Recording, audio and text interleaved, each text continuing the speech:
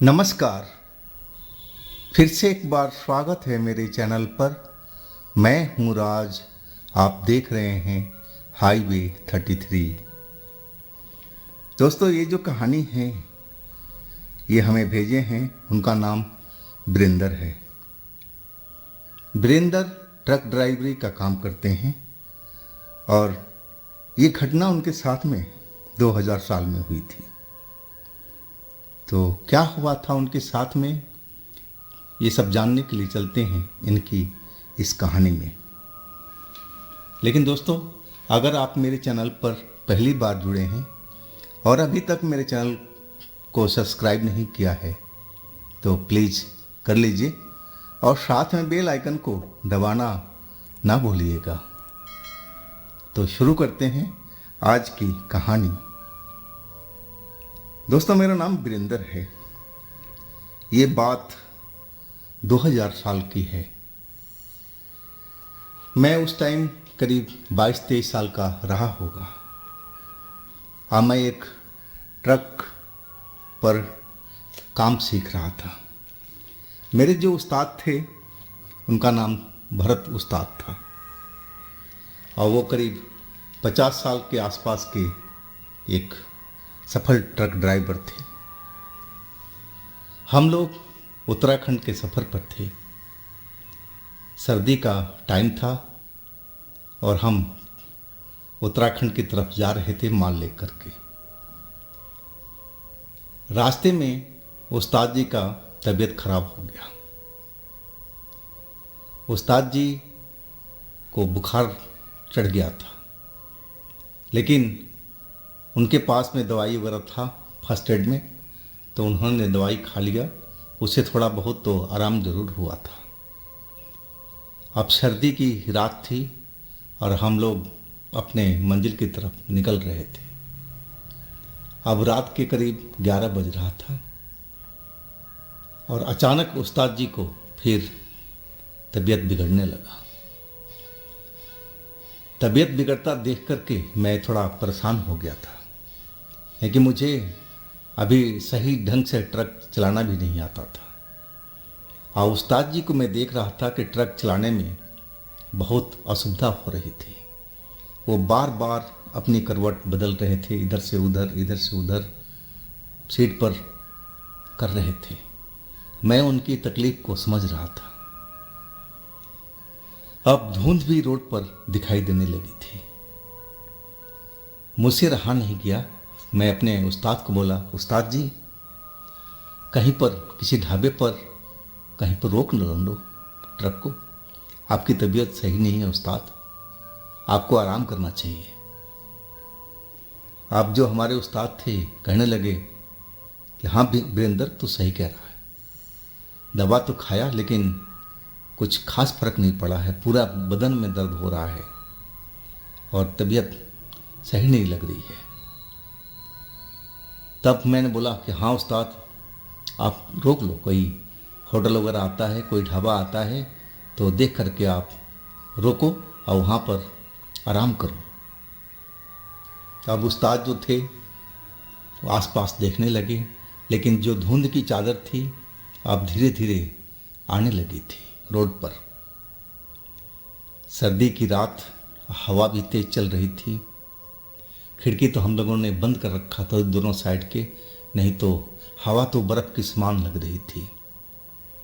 गर्म कपड़े पहन रखे थे और खिड़की बंद करने के बाद भी मुझे भी बहुत ठंड महसूस हो रही थी। और उस्ताद जी का तो तबीयत ही खराब था, तो उनको कैसा फील हो रहा होगा। आखिरकार हमें एक जगह दिखाई दिया जहाँ पर रोशनी हो रही थी, लेकिन सड़क से थोड़ा अलग हट करके।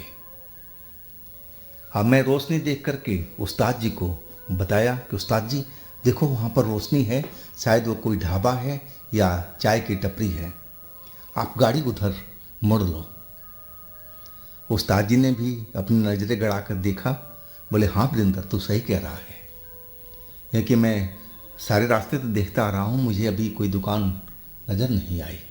चलो वहीं चलते हैं और थोड़ा गर्म चाय वगैरह पिएंगे तो तबीयत हो सकता है कि सही हो जाए। उस्ताद जी ने अपना ट्रक को उस रोशनी की तरफ मोड़ दिया था। सड़क से थोड़ी थोड़ी ही दूरी पर वो जगह थी। जब हम वहाँ पहुँचे तो देखे कि बाहर में अलाव जल रहा था लकड़ी का, और वहाँ पर दो लोग अलाव के पास बैठे हुए आग का गर्मी ले रहे थे, और एक झोपड़ी नुमा केबिन जैसा बना हुआ था और उसमें चाय वगैरह का मुझे सामान दिख रहा था। तो देख करके इतना तसल्ली तो हो गई कि हाँ, ये चाय की दुकान है, टपरी है और हम सही जगह पर आ गए। अब मैंने बोला, उस्ताद जी आप ट्रक में ही रहो, है कि बाहर निकलोगे ठंडी हवा चल रही है, वो नुकसान देगी। मैं आपके लिए गरम गरम चाय लेकर के आता हूँ। उस्ताद बोले कि ठीक है वीरेंद्र, चले जाओ। और कुछ अपने बैग में वो जो उनका थैला था उसमें से कुछ ढूंढ रहे थे। शायद उनको कोई दवाई की ज़रूरत थी जो अपने थैले में रखे हुए थे। और तब तक मैं ट्रक का दरवाज़ा खोल दिया। जैसे ही दरवाज़ा खोला, वो ठंडी हवा से मेरा चेहरा एकदम टकराया। लगा कि जैसे बर्फ़ का गोला मेरे चेहरे पर आ लगा हो, इतनी ठंडी हवा थी। अब मैं बाहर तो निकल गया और जल्दी से केबिन का दरवाज़ा बंद किया ताकि उस्ताद जी ठंडी हवा से बचे रहे। मैं उस जगह पर पहुंचने लगा जहाँ पर अलाव जल रही थी और दो लोग वहाँ बैठे हुए आग का आनंद ले रहे थे। चाय दुकान पर मुझे कोई दिख नहीं रहा था। मुझे लग रहा कि दुकानदार जो था वो अलाव के पास ही बैठा हुआ था, तो दूसरा व्यक्ति उनका होटल का ही कोई कर्मचारी हो सकता है। मैं अब आग के पास पहुंच गया और जब मेरी आहट वो लोग सुने तो हमारी तरफ देखने लगे। मैं वो उनको देखते हुए बोला कि आज ठंड तो बहुत ज़्यादा है, आप लोगों ने बहुत अच्छा किया है कि अलाव जला रखा है, इससे तो ठंड में बहुत ज़्यादा सुकून मिल रहा होगा आप लोगों को। वो कुछ बोले नहीं, बस हमारी तरफ घुर करके देखते रहे। जब मैं आग के पास बिल्कुल पहुंच गया तो मैंने देखा उन दोनों की तरफ में एक तो करीब 25 या 30 साल का नौजवान जैसा दिख रहा था, और एक जो था वो करीब 40 से 50 के बीच में अधेड़ व्यक्ति था। हाँ, दोनों काले कपड़े पहन रखे थे। मुझे कोई ज़्यादा आश्चर्य नहीं हुआ काले कपड़े देख करके, क्योंकि मैं कई जगह पर काले कपड़े को रात में पहनते हुए देखा था लोगों को। मैं बोला कि चाय मिल जाएगी, और जैसे ही मैं चाय का नाम लिया उनमें से जो अधेड़ व्यक्ति था उठ करके खड़ा हो गया। बोला हाँ हाँ चाय तो मिलेगी ना, कितनी चाय बना दो? यानी कि जी फ़िलहाल तो 2 चाय बनाइए, हमारे उस्ताद का तबीयत खराब हो गया है और दूसरा तो मैं ही हूँ, लेकिन हाँ थोड़ा अदरक डाल करके सही ढंग से बनाइएगा।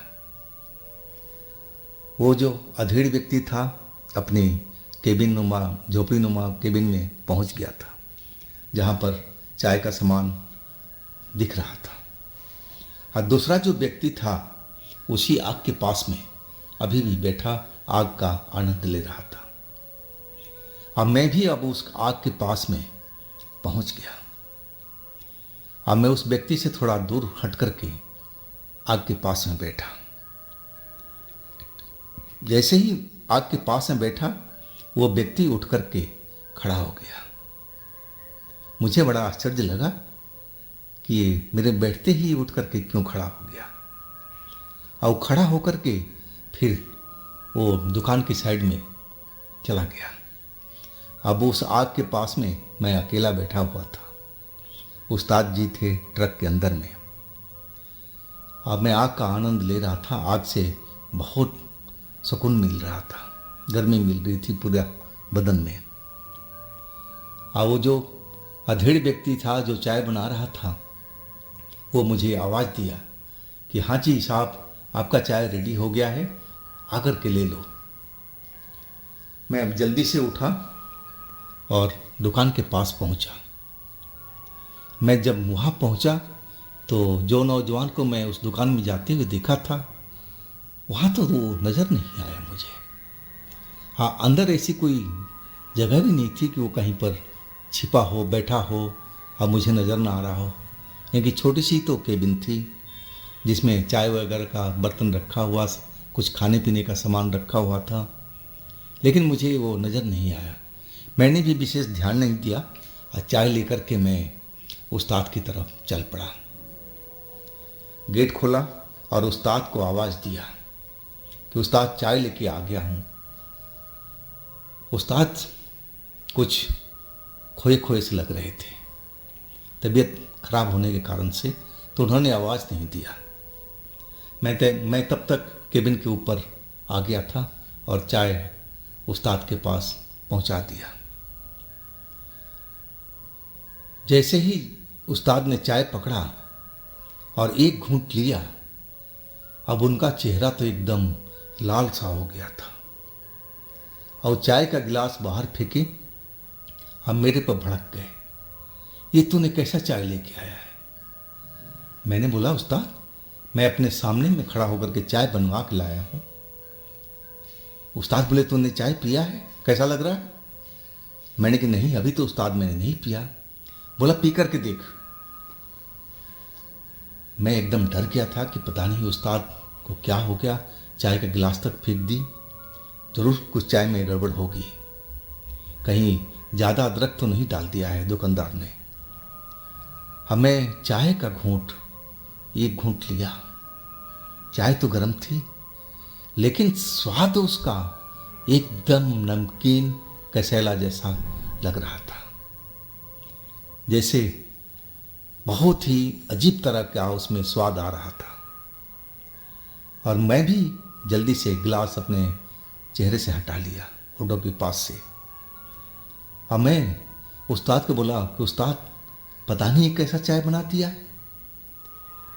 और तब तक वो उस्ताद जो थे, उनका चेहरा तो पहले ही लाल हुआ पड़ा था और उनकी आंख भी अब लाल होने लगी थी। देखते ही देखते उनके चेहरे का हाव भाव बदलने लगा, जैसे वो धीरे धीरे किसी जानवर में परिवर्तित हो रहे हों। एकदम कुत्ते की तरह हाँफना, भेड़िए की तरह मुझे लग रहा था। हाँ, मैं बस देखता ही रह गया था कि उस्ताद को ये क्या हो रहा है। और तब तक तो उस्ताद एकदम, उनका जो चेहरा मोहरा था बिल्कुल अजीब तरह से होने लगा था। आंखें एकदम सुर्ख लाल हो गई थी और चेहरा एकदम लाल तमतमाया हुआ दिख रहा था। उनके होठों से, नाकों से गुर्राहट जैसी सुनाई पड़ रही थी, जैसे उनके अंदर में कोई भेड़िया घुस गया हो, किसी जानवर की आत्मा घुस गई हो। और वो मेरी तरफ खा जाने वाली नज़रों से देख रहे थे। मैं एकदम डर गया कि उस्ताद को ये अचानक क्या हो गया, कहीं चाय में गड़बड़ है, चाय की वजह से तो नहीं हुआ, कोई रिएक्शन तो नहीं हो गया। मुझे ऐसा ही मालूम हो रहा था। हालांकि चाय का घूंट तो मैं भी लिया था, लेकिन स्वाद ना अच्छा होने के कारण मैं फेंक दिया था। और वही चाय उस्ताद जी ने भी पिया था। अब उस्ताद जी अपना जो दरवाज़ा था अपने साइड का वो खोल दिए और उनकी निगाह मेरे ऊपर में जमी हुई थी। वो खा जाने वाली नज़रों से मेरी ओर घूर रहे थे। मैं उनको रोकता रहा कि उस्ताद जी दरवाज़ा मत खोलो, आपकी तबीयत खराब है और ज़्यादा तबीयत खराब हो जाएगी। बाहर ठंडी हवा तेज चल रही है उस्ताद, दरवाज़ा बंद कर दो, आप आराम से बैठे रहो। अगर आप कहो तो मैं दूसरा चाय बनवा के लाता हूँ। लेकिन उस्ताद जी तो मेरी बात को सुने तक नहीं और दरवाज़ा खोला और बाहर की साइड में कूद गए नीचे। मैं एकदम देख करके हैरान रह गया था। और कूद करके वो उसी होटल के साइड में जहाँ पर आग जल रही थी और उधर एकदम छलांगे मारते हुए और दौड़ पड़े। अब मैं चिल्लाता रहा, उस्ताद आप बाहर मत जाओ उस्ताद, आपकी तबीयत और बिगड़ जाएगी। लेकिन वो बिल्कुल नहीं रुके और वो होटल के पास में पहुंच गए थे। जैसे ही होटल के अंदर में पहुंचे और अचानक वहाँ पर अंधेरा हो गया। वो जलती हुई जो आग थी वो भी बुझ चुकी थी।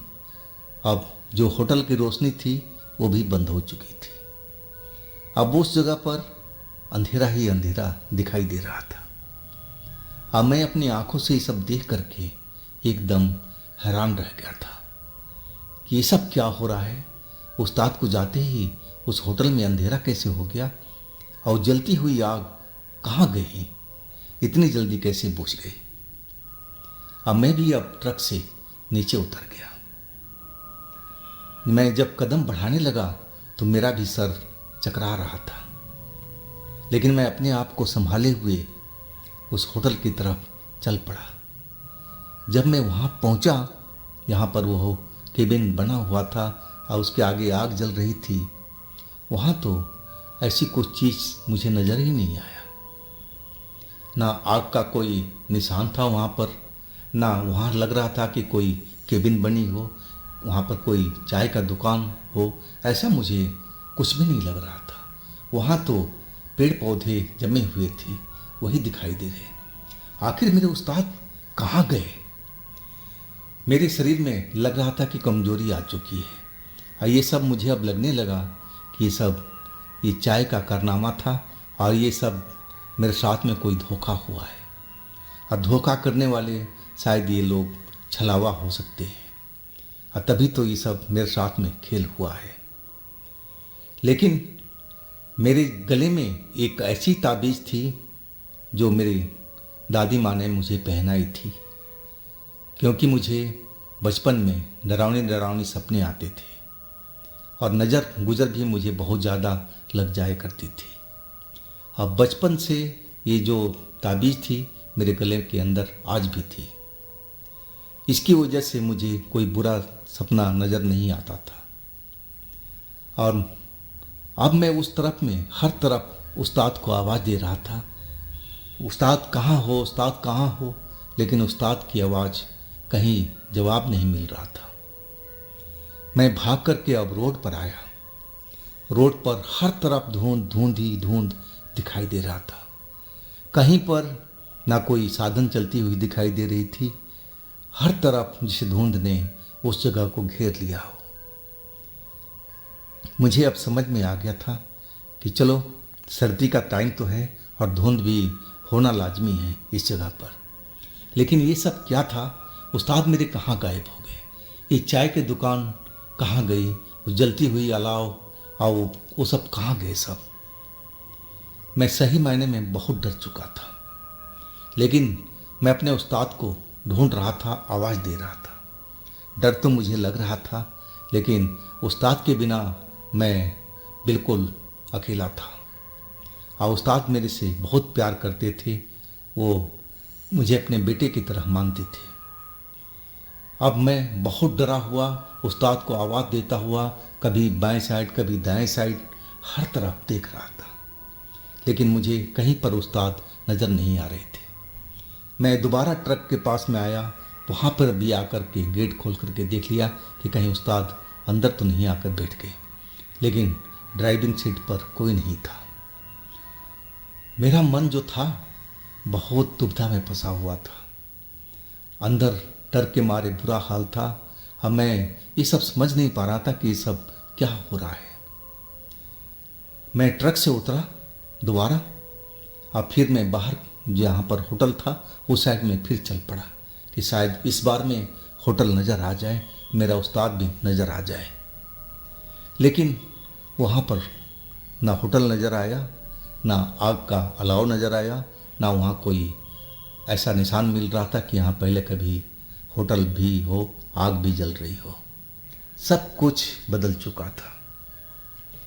और तभी सामने में एक चमकती हुई सफ़ेद चीज़ दिखाई पड़ी। हिलती डुलती वो चीज़ मुझे आकर्षित कर रही थी और मैं उस तरफ भागा। वो हिलती डुलती चीज़ मुझे मानव की तरह लग रही थी, इंसान की तरह लग रही थी। अब मुझे लगा कि कहीं मेरे उस्ताद तो ना है, या कि वो भी सफ़ेद कपड़ा पहन रखे थे। जब मैं उस जगह पर पहुंचा तो दूर से ही मुझे हल्का एहसास हो गया कि ये कोई लड़की है, कोई औरत है, ये उस्ताद नहीं है। यह कि उसके लंबे बाल मुझे दिखाई दे दिए थे और वो सफ़ेद रंग की कपड़ा पहन रखी थी। हालांकि मैं उसके पास नज़दीक पहुंच गया था और वहाँ पर भी अपने उस्ताद को आवाज़ देने लगा था कि उस्ताद जी कहाँ पर हो। लेकिन उस्ताद जी का कोई जवाब नहीं। उसके बदले में उस लड़की ने जवाब दिया, इधर आओ, मेरे पास आओ, डरो नहीं। मैं उसकी आवाज़ सुन कर के थोड़ा डर गया था। मेरे जो कदम थे रुक गए थे। तब वो लड़की कहने लगी, नहीं नहीं, मुझसे डरने की ज़रूरत नहीं है, तुम मेरे पास आ जाओ, मैं तुम्हें बताती हूँ कि तुम्हारा उस्ताद कहाँ पर है। अब उस्ताद का उसने जिक्र किया तो मेरा कदम खुद ही अपने आप उसकी तरफ बढ़ने लगा। मैं उसके नज़दीक जाकर के रुक गया और जब मैंने देखा तो देखता ही रह गया था। इतनी खूबसूरत लड़की मैंने आधी रात में इस जगह पर ये क्या कर रही है, और ऐसी खूबसूरत लड़की मैंने तो कभी देखी नहीं थी। और वो लड़की जो मीठी आवाज़ में बोल रही थी, उसका भी कोई जवाब नहीं था। मैं कहने लगा उससे कि जी बताइए, मेरा उस्ताद कहाँ पर है, आपने कहाँ देखा उस्ताद को। वो लड़की हंसते हुए कहने लगी, अरे थोड़ा तनिक रुक जाओ, मैं सब बताती हूँ। कहाँ है उस्ताद? तुम्हारे उस्ताद अभी जिंदा है, अभी वो मरे नहीं हैं, लेकिन उसके बदले में एक छोटा सा काम करना पड़ेगा। मैंने बोला हाँ हाँ बताइए, जल्दी बताइए, मैं अब काम कर दूंगा। अब मुझे उस्ताद के पास ले चलिए, उनका तबीयत खराब है, उनको बुखार लगा हुआ है, निमोनिया हो जाएगी, ठंडी हवा चल रही है। वो लड़की फिर हंसने लगी, कहने लगी कि तुम अपने उस्ताद से बहुत ज़्यादा प्यार करते हो। मैंने बोला हाँ जी, अपने बाप से भी ज़्यादा। वो लड़की फिर हंसते हुए कहने लगी कि बहुत अच्छी बात है, चलो आओ तुम्हें दिखाता हूँ तुम्हारा उस्ताद कहाँ पर है। उसने मेरा हाथ को पकड़ लिया और जैसे ही हाथ पकड़ा उसने मेरे शरीर में जैसे बिजली की करंट की अनुभव हुआ, कि जैसे मेरे शरीर में बिजली एक साथ हजारों वोल्ट की समा गई हो। पूरा शरीर मेरा कांप गया था और लड़की मेरे हाथ पकड़े हुए पेड़ पौधों के बीच में जो पगडंडी बनी हुई थी और उस पर ले जाने लगी। मैं अब उससे कोई सवाल नहीं पूछ रहा था, मैं उसके साथ चलता हुआ जा रहा था। वो एक जगह पर जहाँ पर बड़े बड़े पेड़ दिखाई पड़ रहे थे और वहाँ पर आकर के रुकी। मैंने देखा वहाँ पर एक झोपड़ी बनी हुई है और उस झोपड़ी में रोशनी भी हो रही है। वो झोपड़ी के पास में जाकर के लड़की रुक गई और कहने लगी कि देखो, इसके अंदर में झांक करके तुम्हारे उस्ताद आराम से लेट रहे हैं। मैं अब जल्दी से झोपड़ी के अंदर में झांका तो मैं देखा कि वास्तव में हमारे उस्ताद अंदर हैं और एक उसमें तख्त लगा हुआ है और तख्त के ऊपर में बाकायदा बिस्तर लगा हुआ है और कंबल ओढ़े चेहरा उनका दिखाई पड़ रहा था और उनकी सांस चल रही थी, कंबल हिल डुल रहा था। मुझे देख करके बहुत तसल्ली हुई। अब मैं अंदर जाना चाहा तो उस लड़की ने बोली नहीं नहीं नहीं, अंदर नहीं जाना, अगर तुम उनके पास चले गए तो उनकी मौत हो जाएगी, तुम बाहर आ जाओ। मैं डर के मारे अब जो लड़की कह रही थी वैसा ही मैं बाहर आ गया और लड़की हंसते हुए कहने लगी कि एक छोटा सा मेरा काम कर दो। मैंने बोला हाँ हाँ बिल्कुल, बताइए क्या करना है। और लड़की मेरी तरफ देख करके मुस्कुराने लगी। अब मेरे नज़दीक बिल्कुल पास में आकर के खड़ी हो गई। अब मैं उसका इरादा समझ गया था। मुझे बहुत डर लग रहा था मेरे जीवन में ऐसा कभी पल नहीं आया था। मैं बहुत घबरा गया था, डरा हुआ था, और वो लड़की मेरे बिल्कुल समीप होती जा रही थी। अब उसके पास से सुगंध जैसी चीज फैलने लगी थी और वो मेरी नाकों में चढ़ रही थी। और जैसे ही लड़की मेरे बिल्कुल पास में आकर के चिपकी, और वैसे ही मेरा जो दिमाग था चक्कर खाने लगा। उस सुगंध के कारण से या फिर और कोई कारण होगा, मुझे नहीं मालूम। पूरा लगा कि पूरा पृथ्वी ही गोल गोल घूम रही है। मैं अपने आप को संभालने पर लगा हुआ था, लेकिन लग रहा था कि मैं जमीन पर गिर रहा हूं।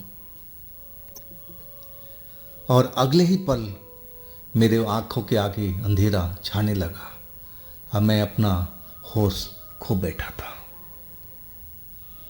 जब मुझे होश आया, मैंने अपनी आंखें खोली तो मैं अपने ट्रक के पास में था। ट्रक के अंदर सीट पर बैठा हुआ। हाँ, मेरे उस्ताद भी ड्राइवरी सीट पर बैठे हुए थे। मुझे वो रात की बातें सब कुछ याद था और मैं उस्ताद की तरफ देखने लगे। उस्ताद शायद अभी भी नींद में थे और वो अपनी आंख बंद किए हुए अपना सर सीट के साइड में टिकाए हुए थे और उनका हाथ स्टीयरिंग पर रखा हुआ था। मैं चिल्लाने लगा, उस्ताद उस्ताद जागो, तुम नींद में हो क्या? उस्ताद जागो। उस्ताद हड़बड़ा करके नींद से जागे और वो मेरी तरफ देखने लगे और कहने लगे, क्या हुआ वीरेंद्र, क्या हुआ? इतना तुम शोर क्यों मचा रहे हो? क्या हो गया तुम्हारे साथ में? मैं उनका बर्ताव देख करके अब दंग रह गया था। क्या उनको नहीं मालूम कि उनके साथ में क्या क्या हुआ है? अब मैं तो एकदम सन्न सा रह गया था कि आखिर इस रात में क्या चला था। एक पल तो लगा कि मैं कोई भयानक सपना देखा हूं। वो सब जो चीज हुआ था मेरे साथ में और जो उस्ताद के साथ में हुआ था, वो भयानक सपना का कोई हिस्सा था। लेकिन मुझे अच्छी तरह से याद था कि वो सपना नहीं हो सकता। वो सब मेरे साथ में बिल्कुल होशो हवास में सब काम हुआ था। मेरे उस्ताद मेरी आंखों के सामने भागे थे। मैं अपने उस्ताद को उस झोपड़ी में देखा था और ये सब खेल चाय का एक घूंट लेने के बाद ही हुआ था। और मैं उस तरफ देखने लगा जहाँ पर वो चाय की दुकान थी, जहाँ पर अलाव जल रहा था। वहाँ तो बस जंगल झाड़ के अलावा कुछ भी नहीं था। अब मैं उस्ताद को बोलने लगा कि उस्ताद, सारी रात की बात उनको धीरे धीरे बताने लगा और उस्ताद मेरी तरफ देख करके कभी हंस रहे थे और कभी मुझे डांट रहे थे। अरे क्या तुम बकवास कर रहे हो? ऐसा कभी होता है क्या? जरूर तुमने कोई भयानक सपना देखा है। ये सब जो तुम कह रहे हो ना, ठीक नहीं है बेटा। ये तुमने जरूर सपना देखा है और सपने में ही सब कुछ तूने ये सब चीज़ महसूस किया है। ये ऐसा कुछ नहीं हुआ है। मैं तो अपनी सीट से उठा तक नहीं, मैं तो गाड़ी यहाँ पर रोका था। अब मैं उस्ताद को याद दिलाने लगा कि उस्ताद आप याद करो, आपकी तबीयत खराब थी, मैं आपको बोला था कि गाड़ी आप रोको किसी ढाबे पर। फिर मैंने इस ढाबे को देखा था, रोशनी को, एक एक चीज़ उनको मैं याद कराता गया। अब फिर जैसे वो सोचने लगे थे और सोचते सोचते उनके चेहरे पर अब डर का साया देखने लगा था। अब फिर वो गाड़ी को स्टार्ट किए और सीधा मेन रोड पर ले आए। मैं देख रहा था उनकी हर चीज़ को।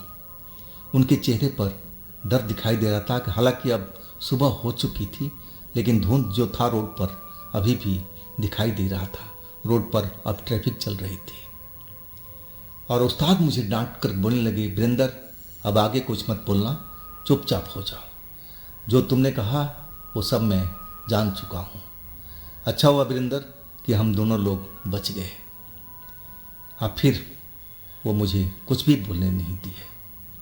शायद उनको सब कुछ समझ में आ चुका था कि उनके साथ में क्या हुआ, मेरे साथ में क्या हुआ। इस घटना को तो मैं कभी भूल ही नहीं पाता हूँ। उस्ताद जी को एक एक बात मैं सारा कुछ बताया था। हाँ, उस्ताद जी पूरा बात समझ गए थे। और फिर वो बता रहे थे कि देख वीरेंद्र, मैंने ऐसी घटना के बारे में सुना था कि रोड पर कुछ ऐसे भूत प्रेत होते हैं जो माया जाल रच देते हैं, और माया जाल में वो कुछ भी बन सकते हैं और कुछ भी कर सकते हैं। मुझे लग रहा है कि हम उसी माया जाल के शिकार हुए हैं। वो जो लड़की जो तुम बता रहे हो वो भी एक माया जाल की हिस्सा थी। खैर छोड़ो, हम दोनों की जान बच गई है। लेकिन मैं कहा कि देखिए उस्ताद जी, मेरे पास ये ताबीज़ है और ये मुझे बचपन से मेरी दादी ने मेरे गले में पहना रखा है। शायद हो सकता है इसी के वजह से हम दोनों की जान बची हो। तो उस्ताद जी कहने लगे, हाँ वीरेंद्र, ये भी हो सकता है। जैसे हम लोग दोनों जिस हालात में फंसे थे उसमें तो निकलना मुश्किल था। शायद तुम सही कह रहे हो, इसी ताबीज़ की वजह से हम दोनों की जान बची है। इस घटना के तो बहुत साल बीत चुके हैं। अब तो मैं खुद का अपना ट्रक चला रहा हूँ। हाँ, उस्ताद जी अब ये लाइन छोड़ चुके हैं, यानी कि वो अब ट्रक नहीं चलाते हैं। उनका अब वृद्धावस्था आ चुका है। हाँ, वो अपने घर पे रहते हैं। उनका जो घर है हमारे गांव से थोड़ी दूरी पर है। और जब मैं अपने गांव आता हूँ तो कुछ फल फ्रूट लेकर के उनके पास ज़रूर मिलने जाता हूँ। अब फिर हम दोनों बैठ कर के वो पुरानी बात को याद करते हैं। अब फिर हम दोनों डर जाते हैं। मैं ये घटना कभी भुला नहीं पाया हूँ। हालांकि उसके बाद में हमारे साथ में तो कुछ भी नहीं हुआ, ना उस्ताद जी के साथ में हुआ। तो मुझे लग रहा था कि जो शक्ति मेरे ताबीज़ में थी और उसी की वजह से हम दोनों सुरक्षित उस जगह से निकल पाए थे। तो दोस्तों, ये थी वीरेंद्र जी की अपनी आप बीती। अगर आपके पास भी इस तरह का कोई घटना है जो आप मुझे बताना चाहते हैं तो आप मुझे इंस्टाग्राम पर या मेरे व्हाट्सएप नंबर पर शेयर कर सकते हैं। और दोस्तों, मेरे दूसरे चैनल पर भी जाइए, उनमें भी अच्छी अच्छी कहानी हमने डाली हुई है जो बेहद आपको पसंद आएगी। उन कहानियों का भी आनंद लीजिए। चैनल का लिंक मैं नीचे डिस्क्रिप्शन बॉक्स में नीचे की तरफ दे रखा हूँ। और दोस्तों, मेरे इस चैनल को भी लाइक कीजिए, सब्सक्राइब कीजिए, शेयर कीजिए। फिर हम कल मिलते हैं एक ऐसी ही कहानी के साथ में। आप लोग अपना बहुत ही ख्याल रखिएगा। नमस्कार।